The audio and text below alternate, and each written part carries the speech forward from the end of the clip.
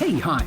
Welcome to Someone Else's Movie, the original podcast where an actor, writer, director, or nebulous industry figure gives a little love to a movie they didn't make. I'm Norm Wilner, senior film writer for Now Magazine, and this is the other thing I do. My guests this week are Adam Nayman, friend of the show, and Haley Mlotek, two film critics who've been staunch defenders of Showgirls for a pretty long time. Adam literally wrote the book on Paul Verhoeven and Joe Esterhazy's superheated melodrama It Doesn't Suck, which was published in 2014. And when it came out, Haley interviewed him in the All, folding his book into a larger argument for the film's specific merits and strengths. Both Haley and Adam appeared in Jeffrey McHale's 2019 documentary You Don't Nomi about the release and reclamation of Verhoeven's film. So, of course, when they were pitched to me as guests, there was really only one picture we could talk about. This is Someone Else's Movie. I guess at this point, the film's status is indisputable as a cultural icon, so maybe we start there. Sure. Why Showgirls? I mean, when you talk about the indisputable status part, I'll just say something that I think I put in the foreword to the second edition of the book, which was in showing the movie. And I haven't showed the movie as much as somebody like Peaches Christ has showed the movie, or David Schmader. I'm a cut below them because they had a head start, and I don't really, run an underground screening series. But I have showed the movie with audiences at least 7 times, right? Once with Verhoeven, a bunch of times just with me, TIFF, different places. And everyone always either asks the same question in the Q&A or they come up to me after. They're like, why did anyone think this was bad?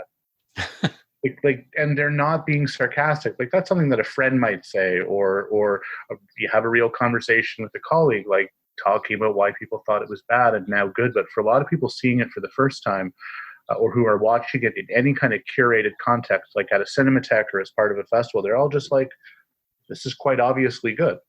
And that's kind of wild when you proceed from the original premise that this is the worst thing ever.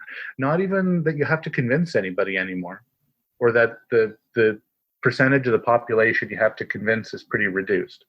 I also am stuck on the qualifier of an indisputable status, because I do think that it's the fact that it is not indisputable that brings people back, that it is something that has this argumentative quality. When Adam tells these stories about people who come up to him and say, oh, this is quite obviously good, that's something that I really relate to, because I missed the wave of the theatrical release where there was this sort of critical mass that surrounded the movie. That Adam and I had talked about this, back when we talked about Showgirls just as friends, but also in professional circles, where there was this sensibility that the criticism needed to act as a corrective, that something had gone wrong with this movie. And now the critics had to pull back and let the filmmakers, let the actors, let the people who enjoyed it know that they had crossed some sort of line and it wasn't going to be tolerated.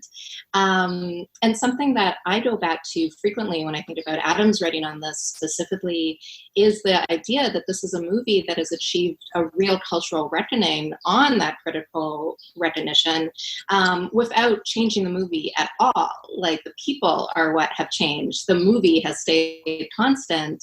And so I do wonder if it's the type of thing where, because it started off with something that was a corrective and now has switched courses, is it going to stick? Is it going to be the type of thing where everyone was like, oh, we rescued this movie from being considered just bad or just good, and we gave it a little bit more nuance or complexity? Or 10 years from now, are we going to be back here kind of eating our words and oh no, actually, we're so sorry. We were wrong. This has been bad the whole time. But essentially for me, I do, and this is another thing that I always point to Adam's thinking on this, the question of whether or not a movie is bad or good is really the least interesting part of reading criticism on a film, right? Oh, yeah.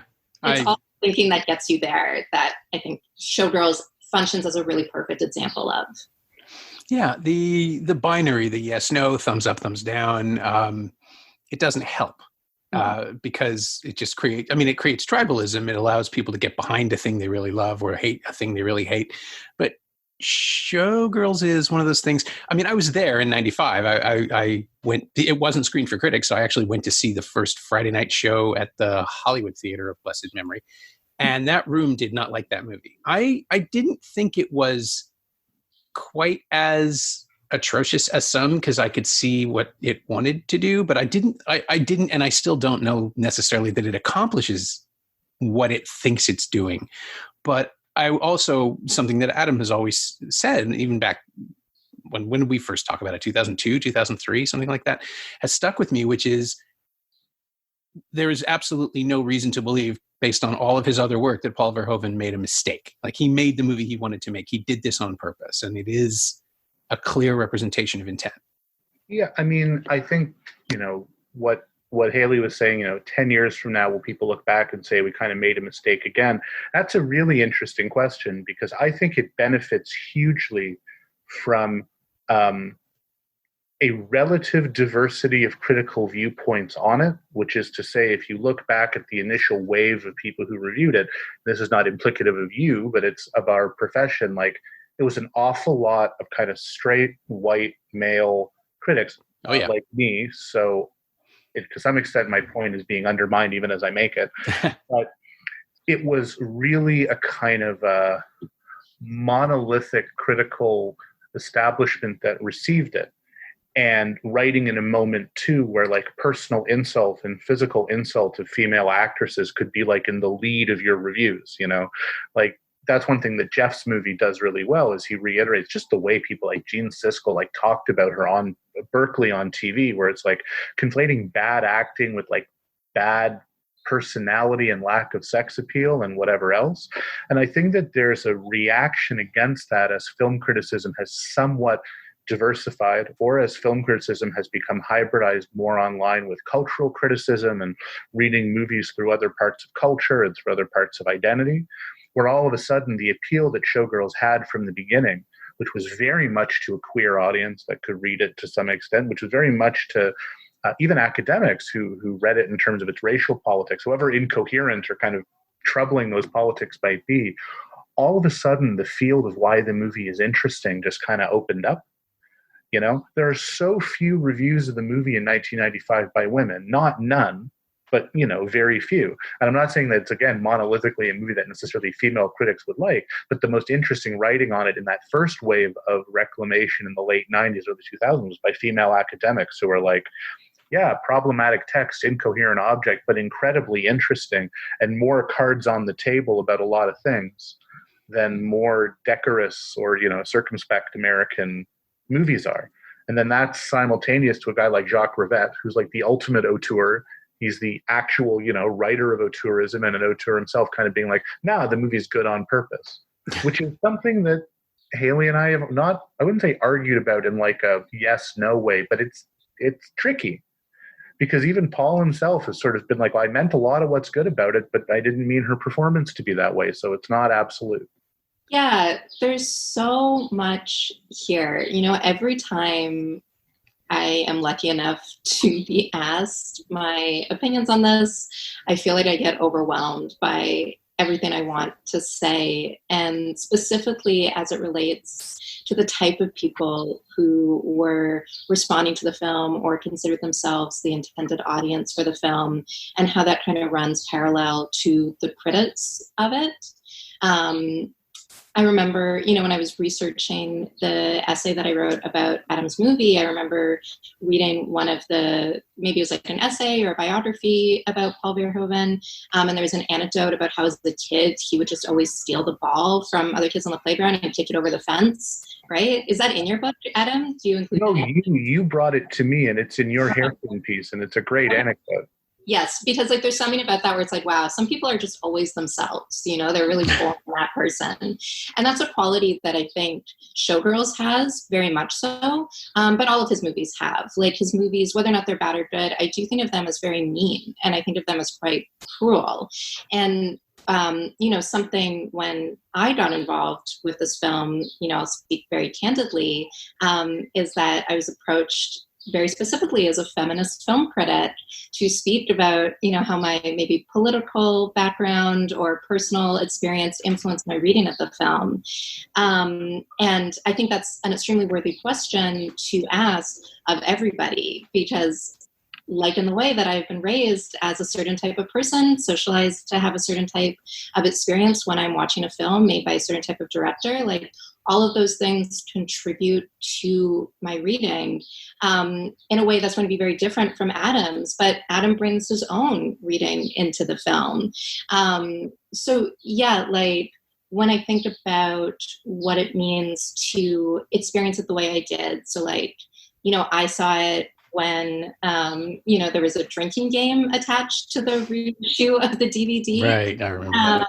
Yeah, so like my sister and my boyfriend at the time, we had like a wonderful evening. We're like, we're gonna get drunk and watch this famous cult classic. And then of course we get to the rape scene. And I was like, oh, you know, again, it's not like the type of thing where I necessarily thought I needed some sort of warning, but it made me remember. I was like, oh, only one type of person has told me that this is a movie that I'm really going to enjoy. You know, like when I was reading about who considered it to be, you know, so part of a canon or a cult classic, or once I watch it and you have a great time. That's where I really experienced, I think, Paul Verhoeven's tendency to take a ball out of your hands and kick it out of the fence, where it's like, I'd like to hurt your feelings now. I'd like to, you know, like, you know, not just challenge you, but punish you for expecting this to be something that's going to be entirely enjoyable or like, you know, affirming in some way. And in the years since I first wrote that essay, since I read Adam's book, since I participated in the documentary even, which wasn't that long ago, but it was several years. Yeah, my opinion has changed. Yeah, it was like, I don't think I feel the same way that I do. It's very funny to like listen to our opinions in the film and be like, oh, who was the Haley that said that? So that's why I am sort of like, yeah, let's make this a recurring thing. Let's check back in 3 years and 5 years and 10 years, and I'll continue to get smarter, I hope. I mean, how often, and Norm, you can weigh in on this because it's your job. I mean, Norm and I know each other because, you know, Norm's a great guy and we're friends, we're critics, we're colleagues, sure. Go to screenings for years. And you would probably be the first to agree. You are often not obligated, a movie does not often obligate you to have an opinion. Your job does, right? What you are being paid is like, I thought this of that. Yeah. But there aren't that many movies that kind of push you into corner and say, you got to react to this. And that's the thing about Showgirls, both pro and con, and why I think it was such a cultural flashpoint all at once and then gradually in the other direction, having achieved, I think, critical mass of being redeemed. But like, I can't like bang my gavel and say it's redeemed, but it's pretty close. It's closer than one might have ever thought. It's because it's not like a neutral viewing experience. Yeah, and it demands that you pick a side by the time the credits roll, I think. It demands a lot. I mean, in my book, I sort of write about Nomi's introduction. And I mean, God, we could go down the rabbit hole of talking about Berkeley's acting, and maybe we will, or maybe I'm bored of that, or Haley's bored of that, or whatever. But you're like 30 seconds into this movie, you're like, I'm with this character. I'm riding with her. Can he pick somebody else up? Can he put her back? And can we get another hitchhiker? Like, everything about the movie is really aggressive. And that's where I think not just the extreme opinions come from, but the extreme need to have an opinion. There are a lot of controversial movies of the moment, movies where people are like, this is a breakthrough that no one remembers. No one really cares about, or you have to kind of dredge it up or have it dredged up for you before you remember you used to go to the mattresses for or against this movie. Yeah, I mean, people forget, right, that Basic Instinct was, 3 years earlier, and that was hugely divisive then, and now is just sort of thought of as, oh, yeah, that one. That's one of my favorite movies. I'm obsessed really? with it. Yeah, it's like Sharon Stone, Basic Instinct. And I was going to say, too, sorry to cut you off, Adam, but like, Ridley, it's so funny what you say about that first scene with Elizabeth Berkley, because like me, like as some shitty 17-year-old who's watching it with a shot glass, I'm like, yes, this is the character I'm going to follow through this movie. This like this hot psycho is the person that I identify with. The Basic Instinct and so many of the other Verhoeven movies, like I love that quality. I meant the royal we. I mean, I had to be talked out of naming our daughter Nomi by my wife. Like, I'm with her too. I loved her when I was 14 because I just thought she was amazing. Yeah. But yeah, I mean, what you're saying is but Basic Instinct. Like, I love Basic Instinct too. But the fact that Basic Instinct made $400 million 3 years earlier is partially why what happened to Showgirls happened. Yeah. At the end of Basic Instinct, you have someone literally get away with murder. And people a bunch of murders. A bunch of murders. People are like, that's not going to happen again. These guys are not getting away with that. Yeah. No, I remember the moralistic pushback at the time and the pearl clutching. And to Haley's point about kicking the ball, it's like, well, when someone keeps kicking your ball away, you're like, you know what I'm going to do? I'm going to kick your ball away. All of them. Really far away. You know, like those two guys, people fucking hated them. I still think I hate Esterhazy, but that's just more of a personal thing. I mean, they just made Basic Instinct. Like those guys were not going to get the benefit of the doubt. Sure. But I mean, it was, I think also part of it was the way MGM handled it, the NC-17 rating and the way they didn't allow it to be screened for the press. That's the thing you do traditionally, you know, unless you're Hitchcock and Psycho, that's the thing you do when you don't want reviews. That's the thing you do when you have something you're not sure about. And I'm sure MGM wasn't sure about it because of the NC-17 rating and their own corporate nervousness. But it stigmatized the film in a way as well before it got to people, so that there was, even if the collective critical population wasn't out for blood, I think there was sort of a whiff of, if not manufactured controversy, then desperation around the release of the film, which probably worked against the audiences as well, because people went in hoping it was going to be a great fun ride, and they got this glossy, nasty thing that doesn't really want to be quantified in that way. Well, but then it worked immediately back in its favor, because in the mid-90s with home video, right? There was also the Blockbuster controversy, but the second people could be like, I don't need to be seen in public watching this movie, they're like, let's watch this movie. Right. And at that point, you know, your $4 rental fee, even if it's not your $9 theatrical fee, like the movie became profitable very quickly. Oh yeah, VHS tapes were like $150. People forget how much money you could make on a home video release at the time. Which I think also opened it up again, that idea of home video and rep screening opened it up to some of the people who either were scared off by the theatrical release or just didn't trust the idea of a studio movie to be any fun. Like when you read people talking about going to those early midnight screenings in 1996, like, yeah, we stayed away, but now we can't ever stay away again. You know, like it just had to find the right people. Yeah, I think that's true. And I think it's so important to consider, Norm, as you're saying, all the conditions that led to the release of the movie and the way that influenced lots of different types of responses. But then I do always go back to the fact that watching the movie is something that I enjoy, but I consider extremely unpleasant, not just for the violence, not just for the extremely fraught thinking and writing, and so much is weird. But you know what I love about Basic Instinct, this is now a Basic Instinct podcast. There's room for both. It's a big 10. Yeah. What I love about that movie is that there's a character who's a genius, right? Like Sharon Stone is an evil genius who is smarter than every other person she comes across. And she looks really good while she does it. In Showgirls, like, I don't say this to be like condescending or anything, but I do think the flaw in the screenplay, if there is one, big if, is that everybody like comes across as though they're stupid, or as though Paul Verhoeven considers them to be stupid. There's no like evil mastermind. Like even as Adam's written, Nomi is on this sort of like every man's journey that like things just kind of come her way and she rolls with it. There's not that sense of real pleasure you get in watching somebody get away with something. And then everybody she encounters, with the exception of, you know, her beautiful friend who we just like would do anything to protect, is like not, at like best, they're, you know, not evil, but most of them are pretty bad and just out for themselves. And that's like, yeah, maybe that's what you mean too, Adam, about like Elizabeth Berkley's performance, where at a certain point you're like, okay, so whose side am I on? Who am I relating to? You know, like in All About Eve, like lots of people in that are flawed, but there's always somebody that has like a warmth to them that even if you don't like them, you understand what compels you towards them.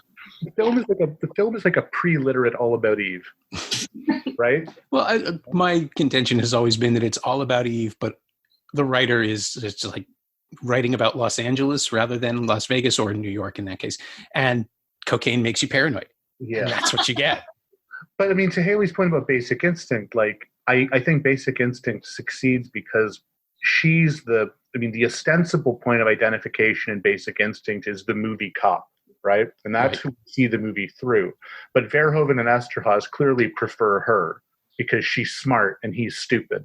And the movie basically is this wonderful riff on male paranoia and vanity, where it's like, could you imagine both thinking so much of yourself and your ability to fuck, and also thinking so little of yourself? You're like, everybody in the world is a woman who wants to kill me.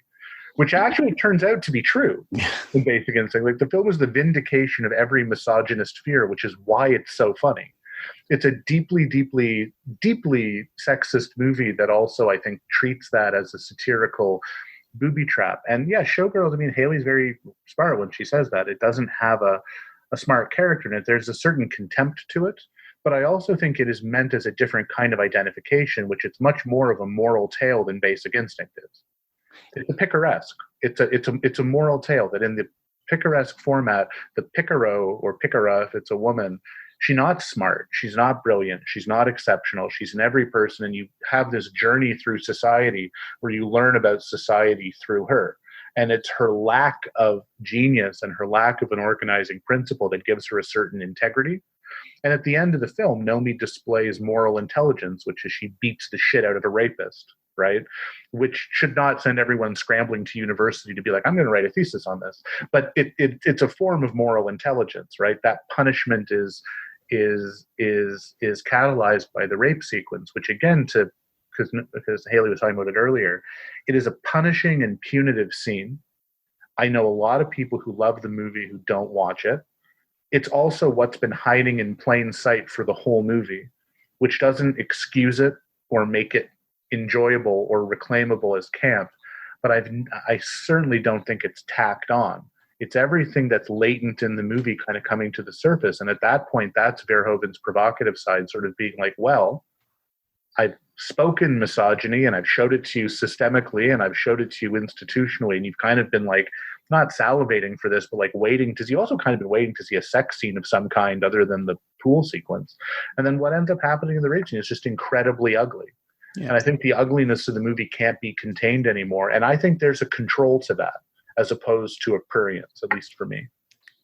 I do wonder if it's also the separation of powers within the film, because that actor is styled to look and sound like Joe Esterhazy. It felt to me like at the time, I was really shocked that they were both on board with that. And then I realized Joe Esterhazy probably has no idea that that people think he looks like this, and that would be an avatar for him. But it felt to me like it's the moment of meta commentary from Verhoeven that I was waiting for all along, which is like, no, look at what this is and where this came from.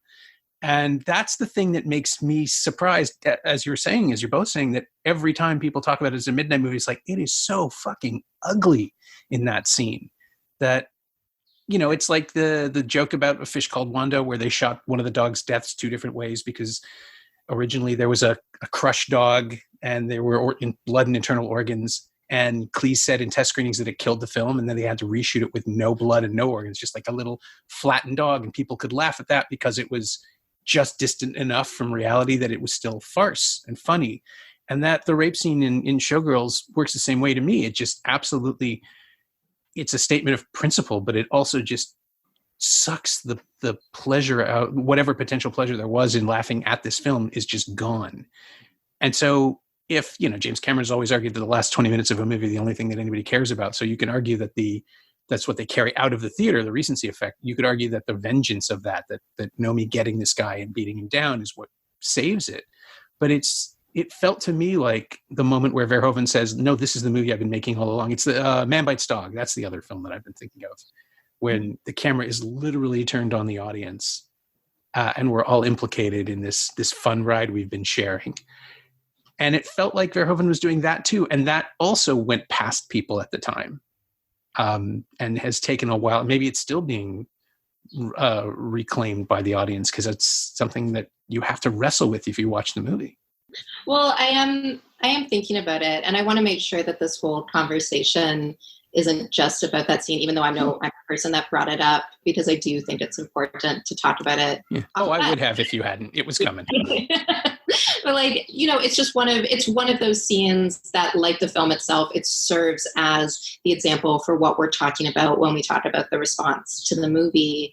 And there's a part of me that I feel like, as I've made a really deliberate effort to not just watch the movies that inspire these responses, but watch the films that influence them in turn, is just how often there is a really kind of, let's say like challenging on one spectrum and grotesque on the other psychosexual element. And of course that goes back to everybody's favorite filmmakers.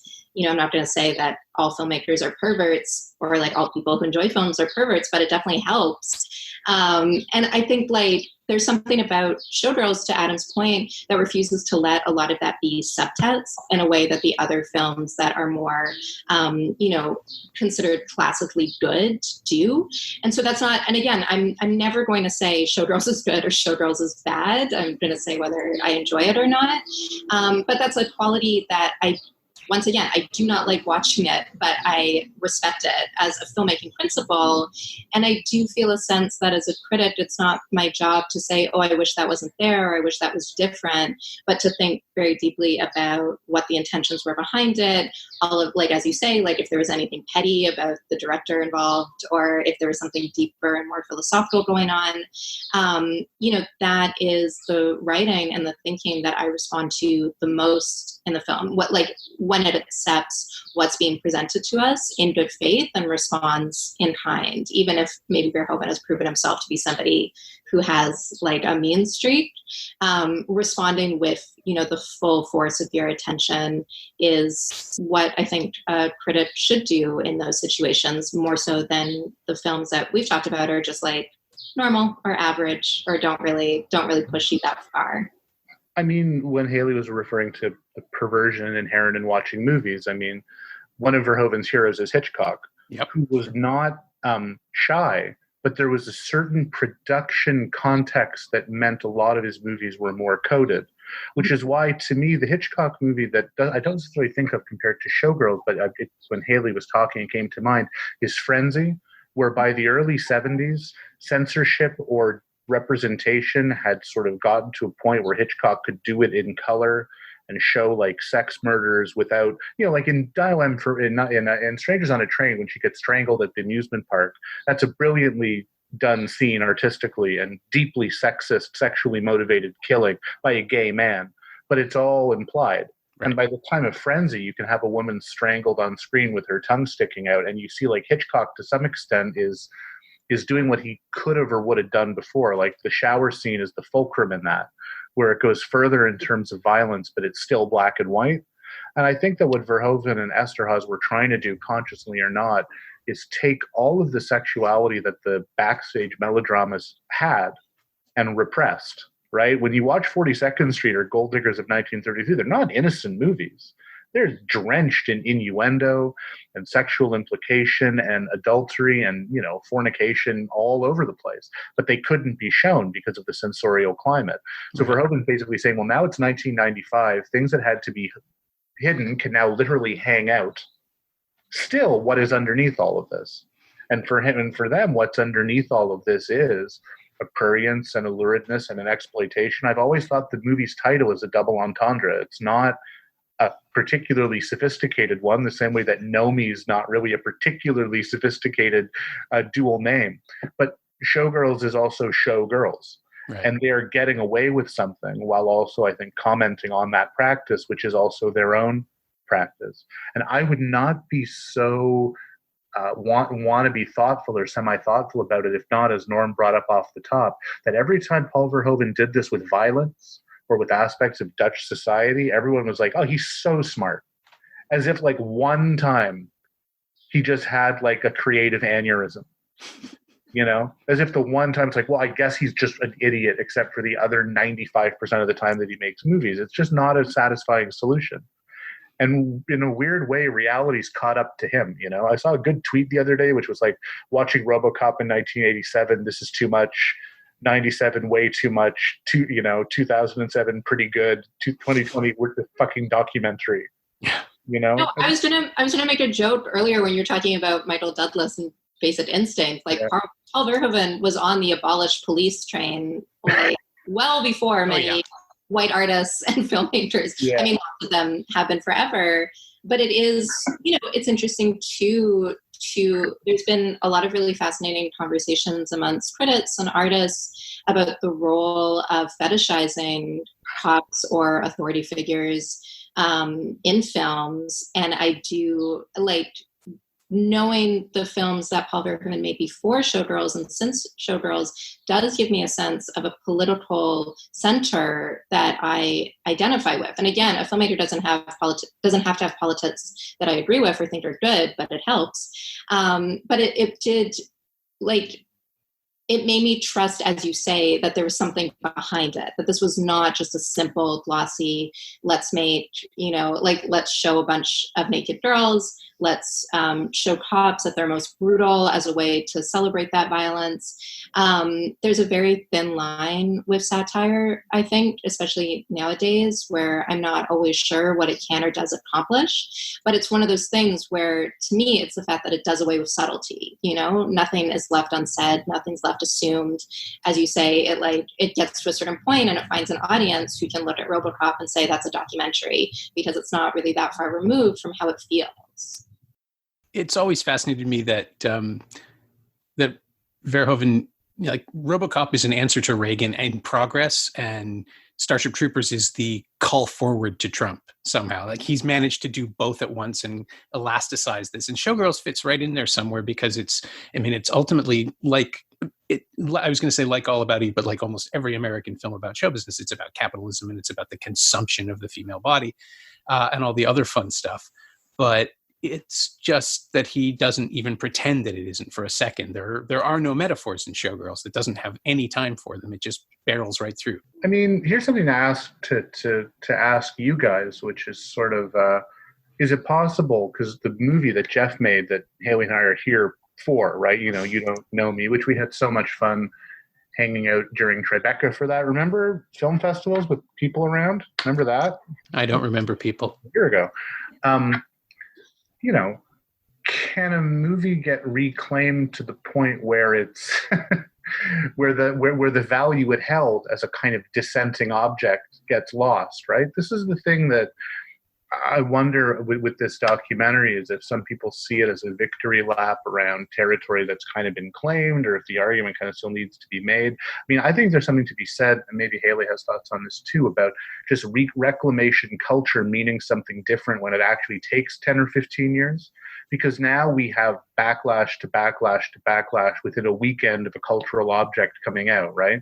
Sure. Like the Fiona Apple record, which is sort of one of the big artistic things to come out during quarantine, and also came out in a moment where people were still paying more attention to popular culture as opposed to the political culture that has now subsumed that.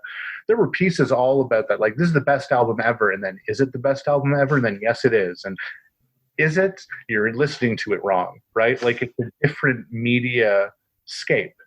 And I think that idea of a movie kind of being panned and then coming back can't happen the same way anymore, because it happens more often. It happens as a function of online film culture. Nothing can really be abject in a way that I think will give it the value of being redeemed. I don't think that's ever going to happen again. I don't know that The Room is ever going to come around as a secret masterpiece. I think that's the speed bump. That's the Judd Apatow movie about it. I mean, it's not the thing that's good, but it's. But that's it. They're still laughing at it, at the accomplishment. So that's what I mean. I think that's the last time it's going to happen that way. That it's embraced, because it's like, I think what we now consider so bad it's good, that sort of reclamation, I think that peaked, because now when people try it, they're trying to create a cult film, and that never works. Showgirls is something else, though. Showgirls has, clawed its way to respectability, I think, over the decades. Well, I mean, that's definitely true, but I do wonder about, defining it as having clawed its way back to respectability. I was thinking when Adam was talking about when we were at Tribeca, which was so fun, remember movie theaters. But that was also right before the Met opened one of their last for a long time Costume Institute galas, which was on camp. It was on Susan Sontag's camp. Yeah. And I remember we talked about that a little bit, where it's like, what does it mean when the Met is putting on an exhibition and asking some of the world's wealthiest, most famous, most powerful people to adopt camp as an aesthetic deliberately, right? And there is a sense that, you know, as Adam was saying, that everything has the potential to be reclaimed or to be endlessly dissected. And absolutely, the internet has sped that up. At the same time, Paul Verhoeven in particular, and Showgirls in particular, has had a lot of help from the very establishment that tried to destroy the film the first time. I don't think it's a coincidence that Adam went for Fiona Apple, who is, you know, like, I remember when the album came out, a friend and I were having a very intense conversation about some of the critical responses to the critical responses, you know, because there were a lot of essays that were like, she's perfect, don't change a thing, everything about this, 10 out of 10. And then other people being like, okay, she's just a fallible human being, like, let's relax. And it was a friend who's another film critic who I respect very much. And we were saying that we really think there are some moments in criticism that require us to kind of throw up our hands and to be like, you know what, like, this is exactly what this artist wanted to make. And I actually don't think I have anything to add. In the same way you can't manufacture a cult classic, you really can't manufacture a genuine critical response that's going to override a purely emotional one. And that's something I respect very much. I don't want to be too pretentious, but, you know, there's an essay by Elizabeth Hardwick about Virginia Woolf that I go back to all the time, where she says, like, what can anybody say about the waves, except that when you're reading it, you're happy. And I think about that all the time when I'm writing about a film. And that's not how I feel about Showgirls. I'm not happy when I'm watching Showgirls. I'm not happy when I'm watching a Verhoeven movie. So I have a lot to write about. But I recognize that in doing that, and even participating in this conversation, which I feel so lucky to get to do, I am strengthening this, you know, really entrenched idea of, sorry, again, to take it here, but like the male genius or the director or the screenwriter as the, you know, ultimate creative vision of a film, and really kind of sidelined all of the compromises and collaborations that a film requires in order to even get to an audience, one of which is the relationship it develops with an audience. So that is why, like, I don't want to rate responses, because I love all of the writers who write about Showgirls, but it is also just like, you know, being out at bars or at parties or at other places where people love movies and hearing people talk about their first experience of seeing the movie that makes me want to return to it. Right. Just like, yeah, like I agree with what both of you are saying, but I want to call attention how there are certain structures in place that Paul Verhoeven still benefits from, obviously. Yeah, and that, like, he's an underdog in his sphere, but he's still, you know, he's okay. Well, and the flip side to your point, which I try to make in the book and in interviews, I've made it to him, both in person and on the phone, is, you know, to some extent, his career suffered the least, right? And he would say, well, no, because I went from making $100 million movies in Hollywood to working in Europe, to which you might say worse things have happened to people. Yeah, and it took about 10 years for that to happen, because he still made Starship Troopers and Hollow Man. And he's a master opportunist and an egomaniac. I say this with deep affection for him, both personally and as a critic. But, you know, compared to some of the other people involved in the film, particularly Elizabeth Berkley, he kind of got off easy, because, to Haley's point, he also has the status in film industrial terms as the genius auteur to kind of withstand this and withstand it long enough for history to reverse and come out the other side. He finds the fact that people like Showgirls now very funny. And, you know, he doesn't mean he doesn't think he made a good movie, but, you know, he's not stupid. He knows that there are things in that film that did not go the way he wanted, and he now gets the benefit of being called, you know, the maker of a misunderstood classic. So to Haley's point, I think a lot of that heavy lifting, not just towards respectability, but towards what's in the movie, was done by audiences, both individual people and communities, who sort of elevated the film. And the great flaw with my book, I think, is I didn't do enough And I did research and I talked to people, but didn't do enough to talk about just how absolutely crucial that first year or two of midnight drag club screenings was to sort of lighting a fire under the idea that you can still play with this text. And that's what people like to do with Showgirls, is they like to play inside of it. You know, that's in Jeff's movie with April Kidwell, who we met, who's a really sweet person. And her idea that Showgirls is like a vessel for mastering her own trauma, that's very particular to her. Because I know some people who've watched the movie and they're like, I don't understand that at all. But for her, it's obviously like a huge organizing principle in her life, not just her performative life, but her personal life into her performative life. I like that Jeff includes that, because it's not just critics sitting around talking about the movie in a vacuum. It's like people who have either projected onto the movie or the movie has projected onto them. And as critics, I think sometimes we leave that stuff behind because we're interested in objectivity or interested in sounding authoritative, which is why I love what Haley was saying about the Virginia Woolf passage. I think it takes a better critic to read and understand that passage and agree with it than to say, well, actually, here's why The Waves is interesting. Takes a lot of explain Virginia Woolf to everybody. Yeah, it takes a lot of restraint to not be that person. Yeah, whether it's The Waves or Showgirls. Sorry. No, I think that's. I'm sure Virginia would love that. Yeah, I think she would appreciate it very much. Yeah, kill herself again. Sorry. Oh boy. I did want to get back to one thing that you both said, which is that Verhoeven has benefited from the goodwill involved in this, and all of that machinery was turned on Berkeley negatively when the film came out, and we haven't really discussed her performance or what she does in the film that is the embodiment of the point of the movie. I think you don't do that, and maybe part of that is a general discomfort about digging too deeply into a performance, which is so clearly what has been required of her. It's the thing she was asked to do.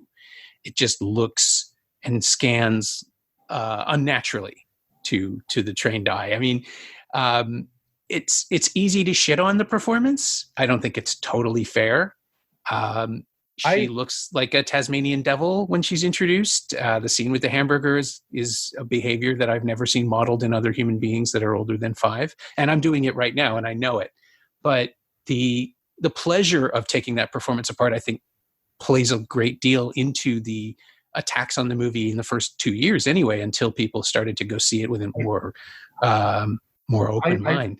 I love her more than anybody outside of my immediate family at this point.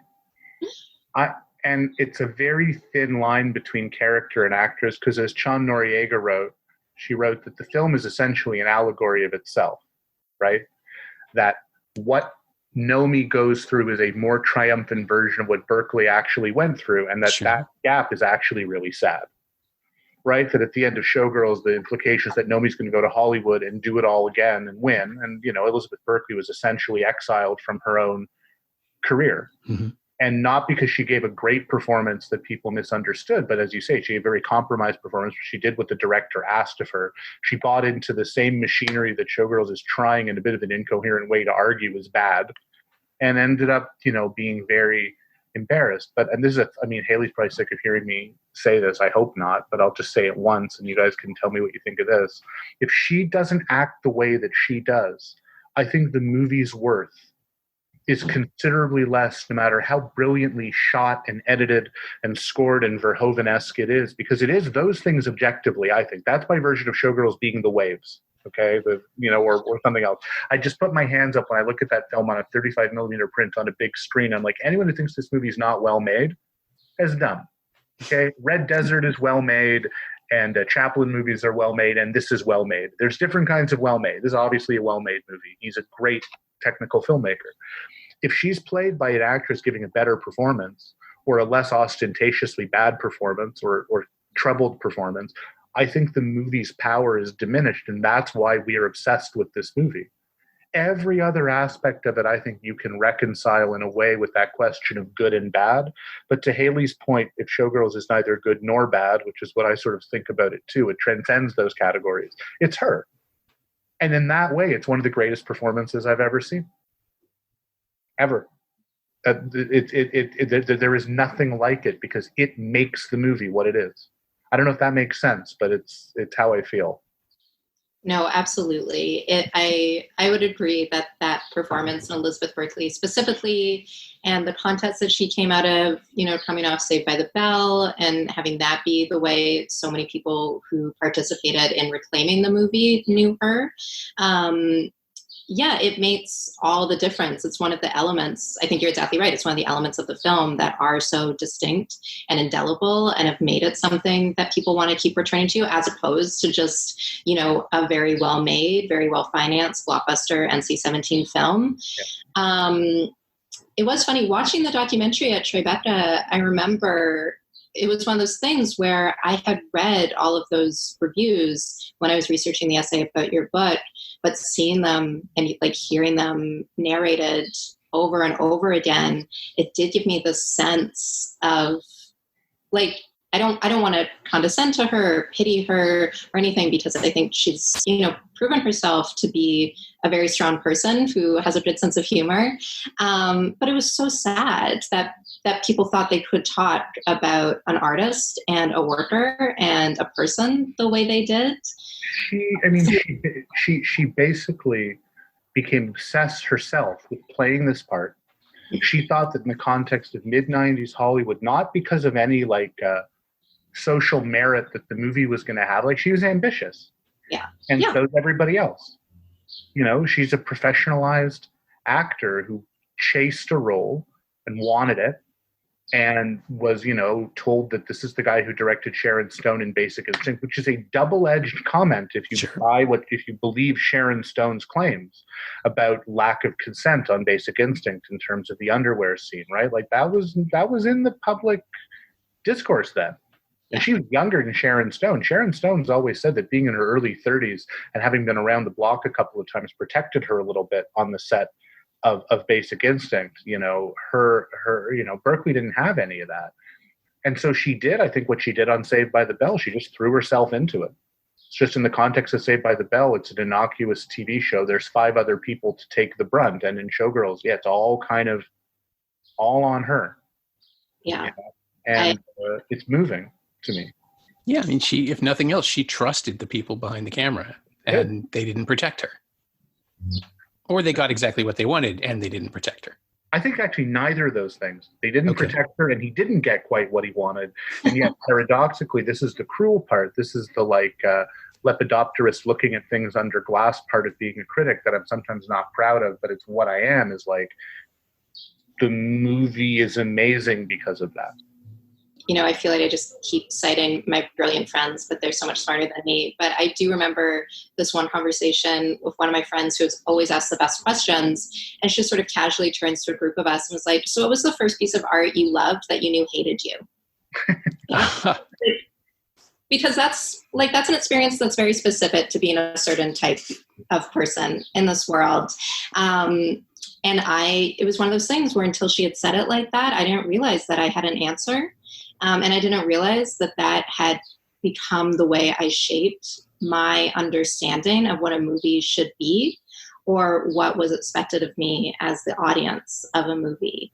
And in Showgirls and Elizabeth Berkley's performance, I really see that. And I want to be clear, I believe Sharon Stone completely. And I have no doubt that Paul Verhoeven, and there's nothing funny about this, that he was probably an extremely abusive and exploitative person to work with, which is unacceptable. And one of the myths we tell ourselves about male geniuses, whatever it takes to get the shot counts. And that's just not true. We've seen that the best directors are the ones who create the most trusting environments. But yeah, for Elizabeth Berkley, I think that's the part that makes me sad, because I think about her on that set, working with somebody, again, I don't know him, I've never met him, I don't want to say I can see inside his heart. But like we say, the film is about misogyny, and we know that the conditions of making that film were misogynistic, and the reception of it was as well. This is a movie that hates the people it's about, and kind of hates a lot of the people who made it, and maybe hates the people who purport to like it, you know, uncritically or with a lot of enthusiasm or joy. There's as we've talked about, there's that sense of contempt. That is, I think, why also it become such a source of joy. For me, that's my version of trying to kick the ball over the fence, right? It's like, oh, you really don't want me to like this movie, so I'm going to do everything in my power to make it mine and like to take it away from you in some way. But I think that circling back to the first part of what we talked about, and it's interesting. I mean, everything that Haley's saying, as usual, is so rich and not just kind of personal, but it's collective in terms of our responsibilities as viewers to think about how things are made and think about intention and all that. Film critics don't do that. They should, right? But the reviews of Showgirls were like, this is a bad story. The acting's pretty bad. Of all the movies that came out this week, I give it 1 star, right? Like, that's the critical format and template that I think the internet and different hybridizing of film criticism with cultural theory and personal writing has blown up. It's not that it didn't exist before. James Baldwin wrote film criticism, or Susan Sontag wrote film criticism before making her own movies, on top of which a lot of critics, whether it's, you know, a Pauline Kael or a Stanley Kaufman, and they always had the space and the word count to kind of do that. But that was always the exception to the rule. Yeah, the model in place didn't really allow for it in daily journalism. Which is why, and this is not meant as a rerouting of this conversation towards dunking on Pauline Kael, because I respect that's not it. But it's like, you'd be interested to see what 10 or 15 other writers of the period could do if they'd had 1,200 words for every movie instead of 200. Sure. You know, and newspaper critics couldn't do that. So I think that when you have movies that, as we said at the beginning, are kind of anodyne, where they don't oblige you to think much, you know, saying this is 2 stars and I like Robert De Niro in it is fine. I think that when you have something like this that, you know, I mean, you could go crazy talking about it. It does not benefit in terms of its reception from the kind of writing that it encountered. But I also think that it's that dismissal that makes it interesting to talk about, because we are always interested by disasters.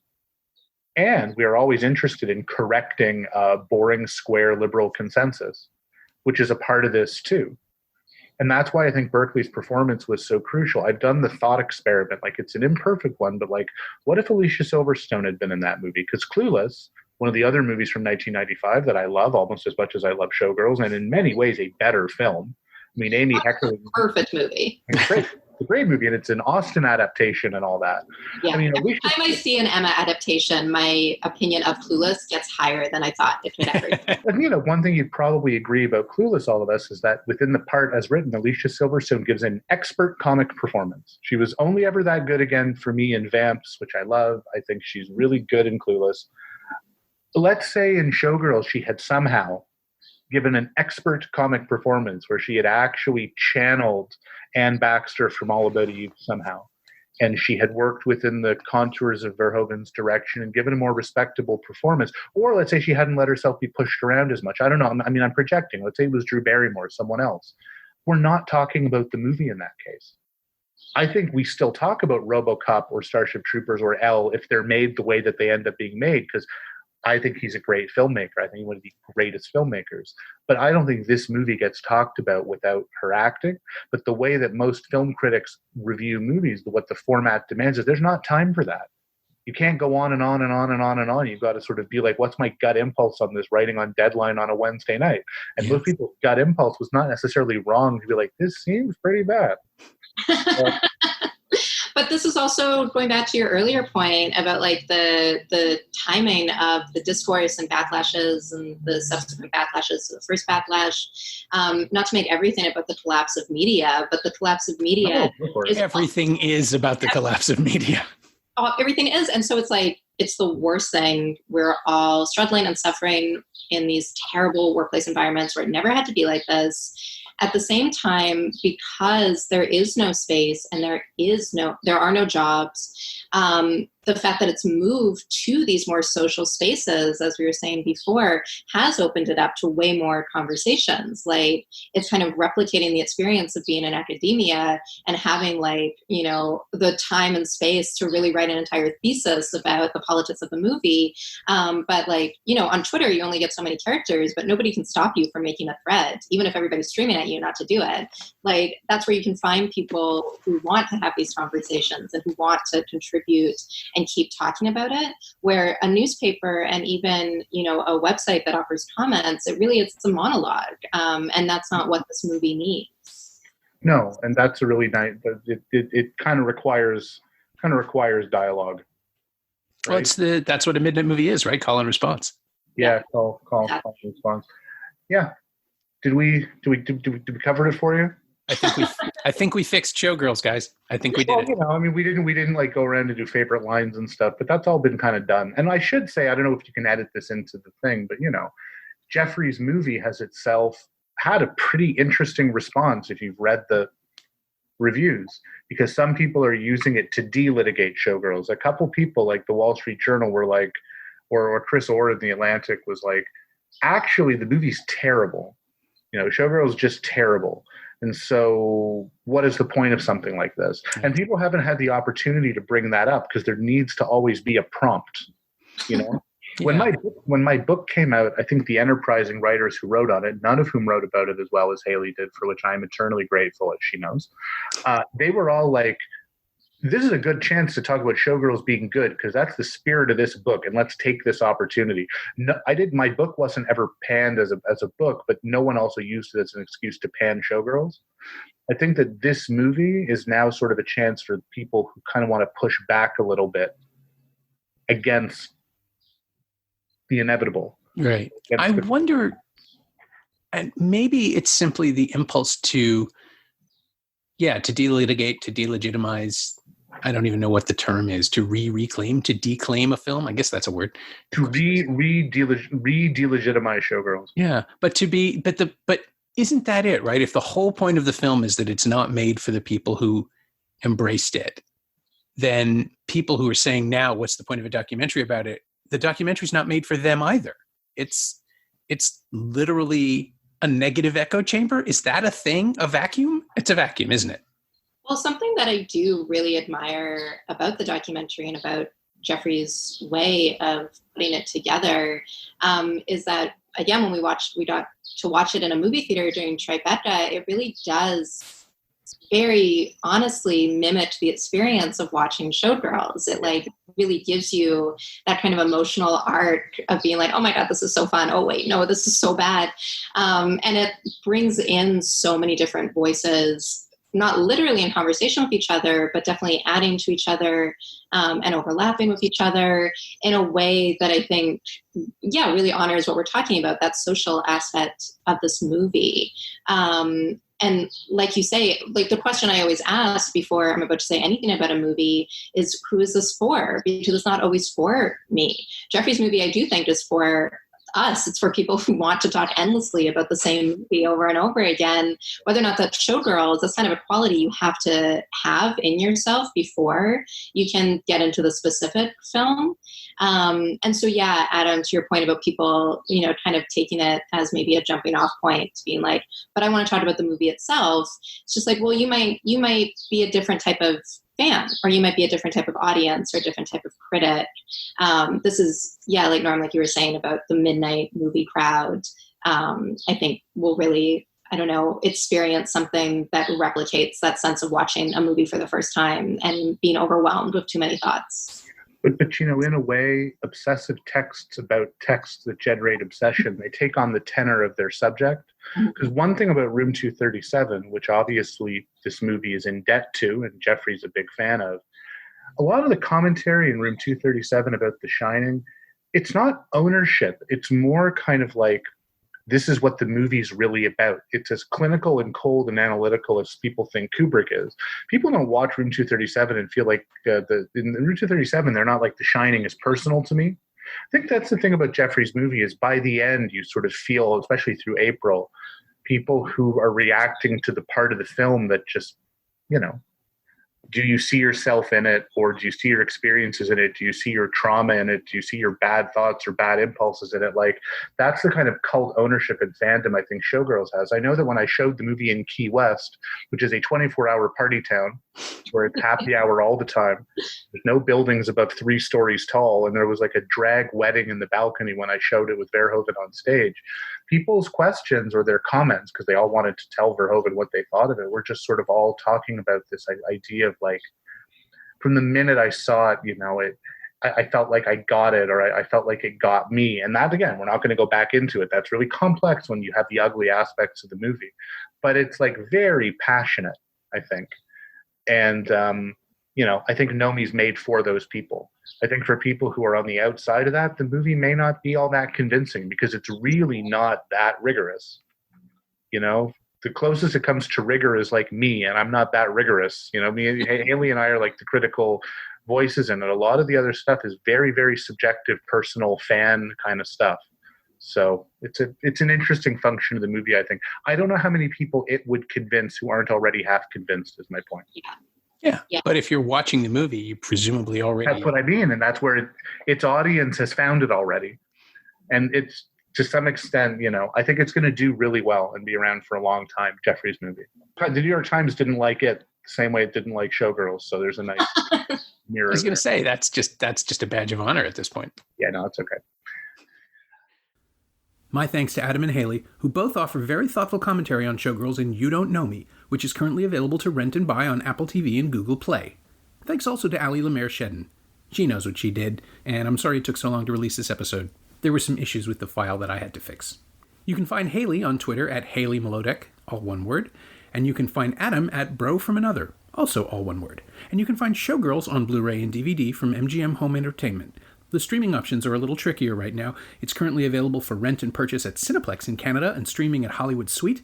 In the US, it's streaming on MaxGo and DirecTV and available for rent and purchase on Fandango Now. As always, you can find me on Twitter at Norm Wilner and elsewhere on the internet at nowtoronto.com, where I'm hosting a bunch of podcasts these days. The current episode of Now What finds me talking to Rodney Asher about his new film, A Glitch in the Matrix, simulation theory, and a bunch of other reality questioning stuff. And you can find this podcast on Twitter at Semcast, SEMcast, and on the web at someoneelsesmovie.com. Our theme song is by The Last Year. If you like it, or this show in general, please say so. Leave a review on Apple Podcasts or Google Podcasts or wherever you've been enjoying us. Every little bit helps, it truly does. And check out the other shows on Frequency Podcast Network while you're there. Stay inside, watch movies, wear a mask if you go out. I'll see you next time.